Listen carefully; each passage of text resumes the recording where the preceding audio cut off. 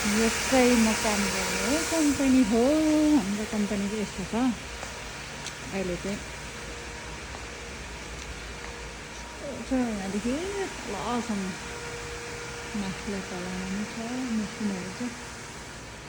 अहिले चाहिँ यो रेडी भएर बसिरहेको छ। अब यो चल्न आइरहेको छ।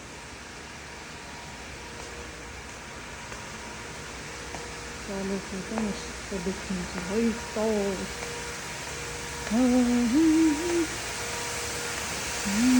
यसरी लुगा बन्छ। यस्तो धागोहरूबाट चाहिँ यस्तो लुगा बन्छ।